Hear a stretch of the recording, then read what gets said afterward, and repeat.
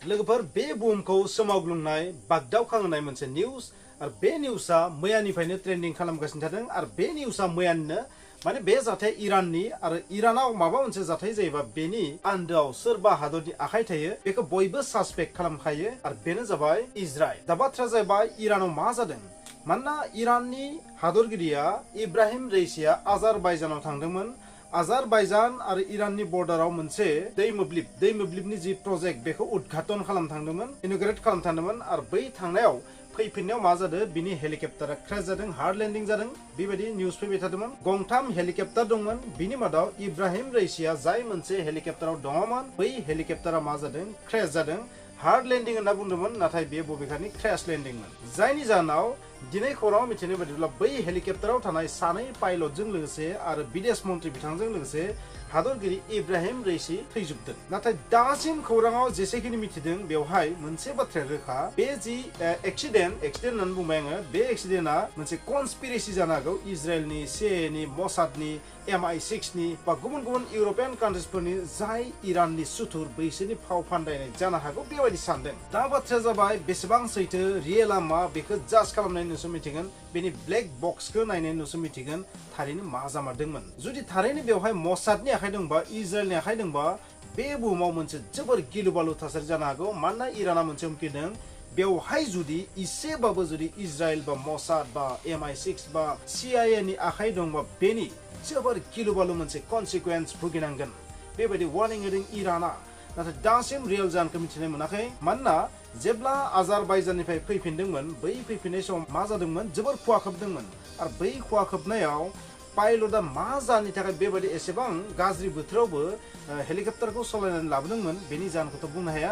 आरो बे बाथ्रायाबो रोखा जे गंथाम हेलिकप्टारनि मादाव जाय गंसेयाव इब्राहिम रईसीआ दङमोन बै हेलिकप्टारासो माने क्रेश जाखो आरो बाखि मोननैया मानो सेफलि लेन्डिं खालामखो। दा बाथ्राया जाहैबाय जियानो जा मानो इरानाव मोनसे दुखुनांथाव खौरां। दा इराननि मिडियानिफ्राय फैनाय बायदिब्ला सानबानि थाखाय मोनसे दुखुनि सान फालिनाय थांगोन। बे जोबोर दुखुनांथाव सान इराननि थाखाय।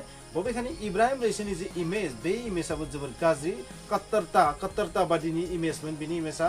मानोना बिनि समावनो खनसेनो 5000 मानसिखौ फासिनाय जाथायाबो जादोंमोन। आरो थांनाय बोसोराव नोंथांमोना नुदों जे बेवहाय मोनसे हिजाबनि जोबोर आन्दोलन जादोंमोन, आइजोफोरा माने हिजाबखौ सावनाय बेबायदि मोनसे आन्दोलन जानायखौ नोंथांमोना नुनो मोनदोंमोन। नाथाय बेखौबो जोबोर टेकनिकेलि, जोबोर टेकनिक बायनानै बेखौ मा खालामदोंमोन, डमिनेट खालामदोंमोन। आइजोफोरनि बै हिजाबनि एगेन्स्टै बिग्रायनायखौ मा खालामदोंमोन, फोजोबस्रांदोंमोन बा बन्द खालामदोंमोन बा होबथादोंमोन। दा बाथ्राया जाहैबाय इराननि प्रेसिडेन्टआथ' गैलिया आरो लोगोसे फरेन मिनिस्टाराबो थैबाय, बेजों लोगोसे 7 सुबुंनि जिउ जोबदों बे रोखा। दा बिनि जायगा सोर लागोन, जे लेङाइ हादरगिरि, बे लेङाइ हादरगिरिया दायित्व लायो। इराननि नियम बायदि मा, जेब्ला प्रेसिडेन्टआ थैयो बा प्रेसिडेन्टआ माबा मोनसे जाहोनाव जुदि बिबाननिफ्राय एंगारनांगौ जायो अब्ला जि लेङाइ हादरगिरि बे बिबानखौ लायो। बिनि उनाव बाथ्राया जाहैबाय मा, मोनसे नियम दं इरानाव, बै नियम बादि मा 50 दिननि गेजेरावनो मा जागोन, माने इलेक्सन जागोन। इलेक्सन जानानै प्रेसिडेन्ट सायख'नाय जागोन, हादरगिरि सायख'नाय जागोन। आरो दा जाय लेङाइ हादरगिरिमोन बियो मा एक्टिं प्रेसिडेन्ट हिसाबै खामानि मावगोन। स' बे जाथाया बबे ओनसोलाव जादोंमोन बा जलफा होननाय ओनसोलाव जादोंमोन, जेराव हाजो एरिया। बे हाजो एरियायाव नोंथाङा इमेज नुनाय बायदिब्ला, फुटेज नुनाय बायदिब्ला बैहाय बासायनायनि जेबो चान्स गैया, बासिनायनि जेबो चान्स गैया। जाबायदि हाजोआव क्रेश जादों, क्रेश लेन्डिं बा हार्ड लेन्डिं जि बुङा मानो, बेयाव बासायनायनि जेबो चान्स गैया, बेनिखायनो गासैबो जिउ जोबदों। गिबि समावथ' बुंदोंमोन माने सेफ होनना बुंदोंमोन, रैखाथि दङ होनना बुंदोंमोन, रावबो जेबो जायाखै होनना बुंदोंमोन। नाथाय जेब्ला दिनै खौराङा फैबाय अब्ला मिथिबाय जे बे गासैबो सासेबो बासिनायनि चान्स गैया। जाबायदि हाजोआव बे जाथाया जादों बेवहाय बासिनायनि जेबो चान्स गैया, बेखौ नोंथांमोना बुजिबाय। दा बाथ्राया जाहैबाय इब्राहिम रईसीनि जे हेलिकप्टार बे क्राश बा जि हार्ड लेन्डिं, क्राश लेन्डिं जि बुङा मानो, बे जाथायनि आन्दोआव सोरनिबा आखाइ दं नामा एबा माबा मोनसे जाहोन दं नामा, बै जाहोनखौ गोबां माने कनस्पिरेसि थियरि ओंखारनानै फैयो। बेबायदि गेदेमा सुबुंनि जुदि जिउ जोबबा गोबां माने जाहोन नागिरो मानसिफोरा, आरो माखासेया नंखायबो जायो, माखासेया उरा बातरि जायो। दा बाथ्राया जाहैबाय गोबाङानो बुंनो नागिरदों, गोबां एक्सपार्टआ मोनसे बाथ्राखौ सानदों, बेवहाय मसाद, इजराइलनि खुफिया एजेन्सि मसादनि आखाइ दं नामा। जेनेरेलि इरानाव सोरबा गेदेमा सुबुंनि जिउ जोबोबा बेवहाय बांसिन इजराइलनिनो आखाइ थायो। स' बेवहाय मसादनि कनस्पिरेसि दं नामा, फाव फान्दायनाय दङ नामा, आरो लोगोसे CIA नि आखाइ दं नामा, MI6 आ जाबाय ब्रिटेननि खुफिया एजेन्सि, MI6 नि आखाइ दं नामा।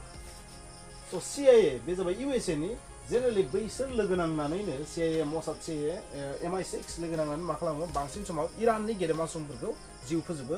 थांनाय समाव जेब्ला इजराइलनि सायाव 350 ता ड्रोन आरो मिसाइलजों एटाक खालामनायनि अर्डारखौबो इब्राहिम रईसीयानो होदोंमोन आरो बिनि थाखाय बदला लागोन होननानै बुंदोंमोन इजराइला आरो बै बदलाखौ मा बेबायदि लाबाय नङा मानोना सिगांबो कासिम सुलेमानिनि जिउखौ इउएसएआ ड्रोन एटाक खालामनानै MQ-9 प्रेडेटर ड्रोनजों एटाक खालामना बुथारदोंमोन आरो नोंथांमोना मिथिगौ सासे निउक्लियार साइन्टिस्टखौबो इराननि निउक्लियार साइन्टिस्टखौबो इजराइलानो मा खालामदोंमोन फोथैदोंमोन आरो बिनि अनगायैबो गुबुन गुबुन लिडारफोरखौ फोथैदोंमोन आरो नोंथांमोना मिथिगौ थांनाय समाव मोनसे जायगायाव एटाक जादोंमोन कनसुलेटआव बेखौबो नोंथांमोना निउस हिसाबै लाबोदोंमोन स' बेबायदि गिलु बालु एटाक जाबाय थानाया बांसिन सोरनि आखाइ दङ मसाद एन्ड CIA स' गोबां माने बिसोरनि सायाव थांदो आरो मानसिफोरनि नोजोरा नाथाय बेबो जानो हागौ मा बोथोर गाज्रिनि थाखाय बे जादों बोथोर गाज्रिनि थाखायबोथ' हेलिकप्टार क्रस जानो हागौ क्रेश जानो हागौ गादिनि दावहाबो जानो हागौ मानोना सबनिबो अपोजिसन थाखाय सब हादरावनो बिनि उल्था हानजा थाखाय आरो थांनाय समफोराव नोंथांमोना मोनसे जाथायखौ नुदों माबायदि आइजोफोरनि जि हिजाबनि बिग्रायनाय बेखौ डमिनेट खालामदोंमोन बेखौबो नोंथांमोना नुदों बेबो जानो हागौ आरो नोंथांमोना बयबो मिथिगौ इराना निउक्लियार बम बानायनायनि जोबोर खाथियाव एबा निउक्लियार बम बानायबाय होनना बुंबाबो गोरोन्थि जानाय नङा खोमा आं बेबायदि बुंगोन आरो निउक्लियार बमनि टेस्ट नायनायनि रेडि खालामगासिनो थादोंमोन जानो हागौ बै निउक्लियार बम टेस्ट नायनायखौ आरोबाव बावहोबावनो थाखाय बेबायदि खालामदों नामा खारन निउक्लियार बम जुदि इराना टेस्ट नायोबा बुहुमाव जेसेबां सुपार पावार दं बै सुपार पावारफोरनि थाखाय इरानखौ मेगन गेदेर गेदेर दिन्थिनाया इम्पसिबल जागोन आरो इजराइलनि थाखायथ' बे जोबोर गिदिर खैफोद मानोना फार्स्ट टारगेटआ इराननि जागोन इजराइल जुदि निउक्लियार वार जायोबा फार्स्ट टारगेटआ जागोन इराननि इजराइल आरो इजराइला जोबोर फिसा हादर इरानाथ' जोबोर गिदिर हादर माबा मोनसे जायोबा बिसोर बासिना थागोन नाथाय इजराइलनि नाम निशाना बे बुहुमनिफ्राय गोमानायनि चान्स दं जुदि निउक्लियार वार जायो स' बेबायदि गोबां सासपेक्ट गोबां माने मोनसे गोनो गोथो मानसिफोरनि गोसोआव जोनोम जादों थारैनो इराननि थाखाय बेयो जोबोद दुखुनांथाव खौरां माखासे हादरफोरा बेवहाय दुखु दिन्थिनाय फोरमायदों जोंनि इन्डियाबो आरो पाकिस्तानाबो आरो गुबुन गुबुन हादरफोराबो स' जियानो जाया मानो थारैनो इजराइला बिदिब्ला बदला लामारबाय नामा आरो बे बदलाया नाथाय साइड इफेक्ट जानायनि चान्स दं नामा मानोना इराना वार्निं होखादों जुदि माबा मोनसेबाबो इजराइलनि बेवहाय जुदि आखाइ थानाय प्रुफ जायो इराना जोबोर गिलु बालु कनसिकुवेन्स फेस जानांगोन बे जाबाय इराननि वार्निं जियानो जाया मानो समा खिन्थागोन बेवहाय सोरनि आखाइ दं सोरनि आखाइ गैया रियेलिटिया मा बेयो लासैनो समजों लोगोसे मोगथाङाव फैगोन नाथाय एसे नेनांगोन साननैसो ब्लेक बक्सखौ जेब्ला खुलिना नायगोन अब्ला थारैनो मिन्थिगोन बेनि रियेल जाना मामोन बे एक्सिडेन्ट जानायनि रियेल जाना मामोन बेफोर गासैखौबो मिथिनो हागोन एबा मिथियाबो जानो हागोन आरो बेवहाय मोनसे बाथ्रा रोखा बेवहाय मसादनि जोबोर माबा मोनसे थानाय बायदि नाङो मानोना बे जाथाया जादों आजारबाइजान आरो इराननि बर्डाराव आजारबाइजाना जाबाय इराननि जोबोर सुथुर हादर आजारबाइजाना इजराइलजों मा आसलते जोबोर मोजां हादर इजराइलनो माखासे बाथ्राखौ शेयार खालामो आरो मसादआ जोबोर एक्टिभ बे ओनसोलाव स' मसादनि आखाइ थानो हागौ आजारबाइजाननि फाव फान्दायनायावबो बे जाथाया जानो हागौ